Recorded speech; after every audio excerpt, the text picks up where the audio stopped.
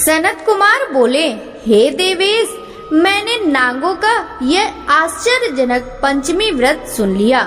अब आप बताएं कि षष्ठी तिथि में कौन सा व्रत होता है, उसकी विधि क्या है। ईश्वर बोले, हे विपेंद्र, श्रावण मास के शुक्ल पक्ष में षष्ठी तिथि को महामृत्यु का नाश करने वाले सुपोदन नामक शुभ व्रत को करना चाहिए। शिवालय में अथवा घर में ही प्रयत्न पूर्वक शिव का पूजन करके सुपोदन का नैवेद्य उन्हें विधि पूर्वक अर्पण करना चाहिए। इस व्रत के साधन में आम्र का लवण मिलाकर शाक और अनेक पदार्थों के नैवेद्य अर्पित करें। साथ ही ब्राह्मण को वायन प्रदान करें। जो इस विधि से व्रत करता है उसे अनंत पुण्य मिलता है। इस प्रकरण में लोग एक प्राचीन कहानी सुनाते हैं जो इस प्रकार से है। प्राचीन समय में रोहित नाम का एक राजा था। काफी समय बीतने के बाद भी उसे पुत्र रत्न की प्राप्ति नहीं हुई। तब पुत्र की अभिलाषा में उस राजा ने अत्यंत कठोर तप किया। ब्रह्मा जी ने राजा से कहा, तुम्हारे प्रारब्ध में पुत्र नहीं है। तब भी पुत्र की लालसा में वह राजा अपनी तपस्या से जरा भी विचलित नहीं हुआ। इसके बाद राजा तपस्या करते करते संकटग्रस्त हो गए। तब ब्रह्मा जी पुनः प्रकट हुए और कहने लगे, मैंने आपको पुत्र का वर तो दे दिया है, लेकिन आपका यह पुत्र अल्पायु होगा। तब राजा तथा उनकी पत्नी ने विचार किया कि इससे रानी का बांझपन तो दूर हो जाएगा, संतानहीनता की निंदा नहीं होगी। कुछ समय बीत जाने के बाद ब्रह्मा जी ने वरदान से उन्हें एक पुत्र रत्न की प्राप्ति हुई। राजा ने विधि पूर्वक उसके जात कर्म आदि सभी संस्कार किए। दक्षिणा नाम वाली उस रानी और राजा ने अपने पुत्र का नाम शिवदत्त रखा। उचित समय आने पर भयभीत चित्त वाले राजा ने पुत्र का यज्ञोपवीत संस्कार किया, किंतु राजा ने उसकी मृत्यु के भय से उसका विवाह नहीं किया। तदंतर 16वें साल में उनका पुत्र शिवदत्त मृत्यु को प्राप्त हो गया। तब ब्रह्मचारी की मृत्यु का स्मरण करते हुए राजा को बहुत चिंता होने लगी कि जिन लोगों के कुल में कोई ब्रह्मचारी मर जाए तब उनका कुल खत्म हो जाता है और वह ब्रह्मचारी भी दुर्गति में पड़ जाता है। सनत कुमार बोले, हे देव, हे जगन्नाथ, इसके दोष निवारण का उपाय है या नहीं? यदि उपाय है तो अभी बताएं, जिससे दोष की शांति हो सके। ईश्वर बोले, यदि कोई स्नातक अथवा ब्रह्मचारी मर जाए तो अर्क विधि से उसका विवाह कर देना चाहिए। इसके बाद उन दोनों ब्रह्मचारी तथा आग को परस्पर संयुक्त कर देना चाहिए। तब अर्क विवाह की विधि कहते हैं। मृतक का गोत्र, नाम आदि लेकर देश काल का उच्चारण करके कर्ता कहे कि मैं मृत ब्रह्मचारी के दोष निवारण हेतु वैसर्गिक व्रत करता हूँ। सर्वप्रथम सुवर्ण से अभ्युदय करके अग्नि स्थापन कर अघार होम करके चारों बृहत्तियों ओम भुवः ओम भुवः ओम स्वाहा ओम महा शिव हवन करना चाहिए। इसके बाद व्रत अनुष्ठान के उत्तम फल के निमित्त व्रतपति अग्नि के संपादनार्थ विश्व देवों के लिए घृत की आहुति डालें। उसके बाद शिष्टकृत होम करके अविष्ट होम संपन्न करें। पुनः देश काल का उच्चारण करके इस प्रकार बोले, मैं अर्क विवाह करूंगा। उसके बाद चूर्ण से अभ्युदय कृत करके अर्क शाखा तथा मृतक की देह को तेल तथा हल्दी से लिप्त करके पीले सूत से वेष्टित करे और पीले रंग के 2 वस्त्रों से उन्हें ढक दे। इसके बाद अग्नि स्थापन करे और विवाह विधि से प्रयुक्त योजक नामक अग्नि में अघार होम करे व अग्नि के लिए आज्य होम करे। इसके बाद चारों विहार्थियों से ओम भुवः ओम स्वाहा ओम महा बृहस्पति तथा कामदेव के लिए आहुति प्रदान करे। पुनः घृत से शिष्ट कृत होम करके संपूर्ण हवन कर्म समाप्त करे। उसके बाद आग की डाली तथा मृतक के शव को विधि पूर्वक जला दे।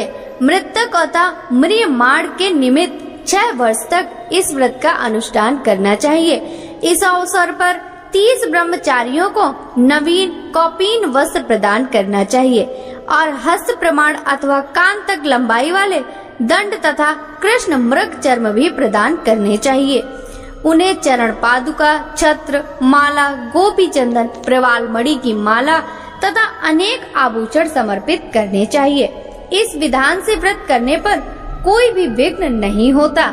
ईश्वर बोले, ब्राह्मणों से यह सुनकर राजा ने मन में विचार किया कि यह अर्क विवाह तो मुझे गौड़ प्रतीत होता है, मुख्य नहीं, क्योंकि कोई भी व्यक्ति मरे हुए अपनी कन्या नहीं देता। मैं राजा हूँ, अतः मैं उस व्यक्ति को अनेक रत्न तथा धन दूंगा जो कोई भी इसकी वधू के रूप में अपनी कन्या प्रदान करेगा।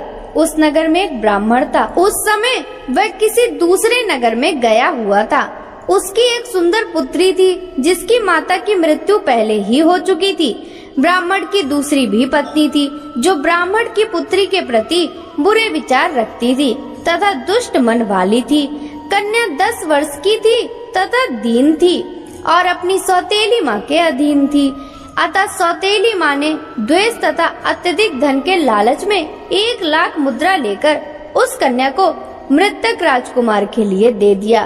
कन्या को लेकर राजा के लोग नदी के तट पर शमशान भूमि में राजकुमार के पास ले गए और 100 के साथ उसका विवाह कर दिया। इसके बाद विधान पूर्वक 100 के साथ कन्या का योग करके जब वे जलाने की तैयारी करने लगे तब उस कन्या ने पूछा, हे सज्जनों, आप लोग क्या कर रहे हैं? तब वे सभी दुखित मन से कहने लगे, हम लोग तुम्हारे इस पति को जला रहे हैं। इस पर भयभीत होकर बाल स्वभाव के कारण रोती हुई इस कन्या ने कहा, आप लोग मेरे पति को क्यों जला रहे हैं? मैं जलाने नहीं दूंगी। आप लोग सभी यहाँ से चले जाइए, मैं अकेले ही यहीं बैठी रहूंगी और जब ये उठेंगे तब अपने पति देव के साथ चली जाऊंगी। उसका हठ देखकर दया के कारण दीन चित्त वाले कुछ भाग्यवादी वृद्धजन कहने लगे, अहो, होनहार भी क्या होता है, इसे कोई भी नहीं जान सकता। दीनों की रक्षा करने वाले तथा कृपालु भगवान न जाने क्या करेंगे। सौत की पुत्री का भाव रखने के कारण सौतेली माता ने इस कन्या को बेचा है, अतः संभव है कि भगवान इसके रक्षक हो जाएं। अतः हम लोग इस कन्या को, इस शव को नहीं जला सकते, इसलिए सभी को अच्छा लगे तो हम लोगों को यहाँ से चले जाना चाहिए। परस्पर ऐसा निश्चय करके वे सब लोग अपने नगर को चले गए।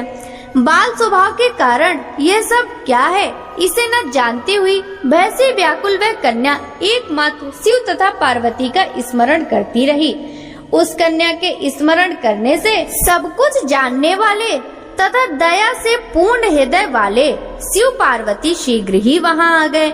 नंदी पर विराजमान उन तेज निदान शिव पार्वती को देखकर उन देवों का न जानती हुई भी उस कन्या ने पृथ्वी पर दंड की भांति पड़कर प्रणाम किया। तब उसे आश्वासन प्राप्त हुआ कि पति से तुम्हारे मिलने का समय अब आ गया है। तब कन्या ने कहा कि मेरे पति अब जीवित नहीं होंगे। उसके बाल प्रभाव से प्रसन्न तथा दया से परिपूर्ण शिव पार्वती ने कहा कि तुम्हारी माता ने सुपोदन नामक व्रत किया था, उस व्रत का फल संकल्प करके तुम अपने पति को प्रदान करो। तुम कहो कि मेरी माता के द्वारा जो सुपोदन नामक व्रत किया गया है उसके प्रभाव से मेरे पति जीवित हो जाए। तब कन्या ने वैसा ही किया और उसके परिणाम स्वरूप शिवदत्त जीवित उठ खड़ा हो गया। उस कन्या को व्रत का उपदेश देकर शिव तथा पार्वती अंतर ध्यान हो गए। तब शिवदत्त ने उस कन्या से पूछा, तुम कौन हो और मैं यहाँ कैसे आ गया हूँ? तब उस कन्या ने उसे वृतांत सुनाया और रात हो गई। प्रातः होने पर नदी के तट पर गए लोगों ने राजा को वापस आकर कहा कि हे राजन, आपका पुत्र व पुत्र वधू नदी के तट पर स्थित है। विश्वस्त लोगों से यह बात सुनकर राजा बहुत खुश हुआ।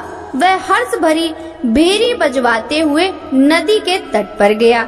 सभी लोग प्रसन्न होकर राजा की प्रशंसा करने लगे। वह बोले, हे राजन, मृत्यु के घर गया हुआ आपका पुत्र पुनः लौट आया है। इस पर राजा पुत्र वधू की प्रशंसा करने लगे और बोले कि लोग मेरी प्रशंसा क्यों कर रहे हैं? प्रशंसा के योग्य तो यह वधू है मैं तो भाग्यहीन तथा अधम हूँ। धन और सौभाग्यशालिनी तो यह पुत्र वधू है, क्योंकि इसी के पुण्य प्रभाव से मेरा पुत्र जीवित हुआ है।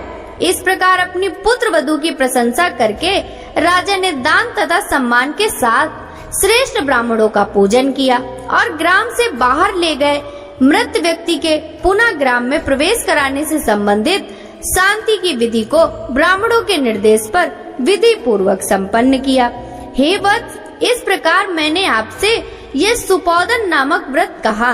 इसे 5 वर्ष तक करने के अनंतर उद्यापन करना चाहिए। पार्वती तथा शिव की प्रतिमा का प्रतिदिन पूजन करना चाहिए और प्रातः काल आम के पल्लवों के साथ चरु का होम करना चाहिए। साथ ही नैवेद्य तथा वायन अर्पित करना चाहिए।